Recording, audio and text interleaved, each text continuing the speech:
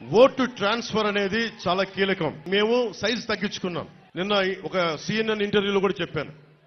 ఇంత బలం ఉండి ఎందుకు సైజ్ తగ్గించుకున్నాం అంటే మీరు గెలవాలి, నేను సైజ్ తగ్గించుకున్నాను. మీరు గెలవాలంటే ఓటు చీలకూడదు. ఎందుకంటే చంద్రబాబు గారికి కూడా 4 దశాబ్దాల సుదీర్ఘ అనుభవం ఉండి పాప ఆయన కూడా సతమతం అవుతా ఉన్నారు సైజ్ తగ్గించుకొని. మేమందరం కూడా తగ్గింది మీకోసం, మిమ్మల్ని గెలిపించడానికి. ఎక్కడ నెగ్గాలో కాదు, ఎక్కడ తగ్గాలో తెలియాలి. ఈ సూక్తిని మేమందరం పాటించాం. ఇది మీ గెలుపు కోసం.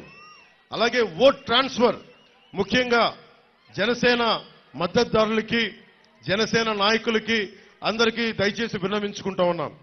మనం పోటీ చేయని చోట ఆ ఓట్ అంతా తెలుగుదేశం పార్టీకి, భారతీయ జనతా పార్టీ మన ఎన్డీఏ కూటమికి వెళ్ళాలి. అది మీరు ఆలోచించుకొని వేయండి. ఎందుకంటే ఇది మీ భవిష్యత్తు, నా ఒక్కడి భవిష్యత్తే కాదు, మీ అందరి భవిష్యత్తు కోసం చేస్తా ఉన్నాం. కోపాలకి తాపాలకి పోకుండా, చిన్నపాటి ఆగ్రహాలకి లోనవ్వకుండా ఆలోచించి ఓటేసి దూర ప్రయోజనాల్ని దృష్టిలో పెట్టుకొని ఓటేయండి.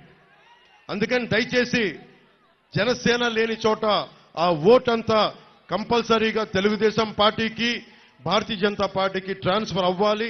అయితేనే ఈ కూటమి తాలూకు లక్ష్యం నెరవేరుతుంది. ఎందుకంటే తెలుగుదేశం పార్టీకి ఉన్న అనుభవం ఏంటంటే 4 దశాబ్దాల అధికారంలో ఉన్నారు కాబట్టి వారి ఓటు చంద్రబాబు గారు చెప్తే మనకి ట్రాన్స్ఫర్ అవుతా ఉంది.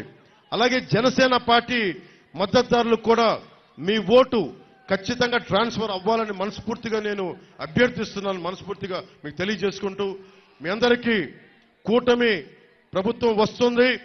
తెలుగుదేశం, జనసేన, భారతీయ జనతా పార్టీ ఎన్డీఏ ప్రభుత్వాన్ని స్థాపిస్తున్నాం. జగన్ని ఇక్కడి నుంచి తన్ని తగలేస్తున్నాం.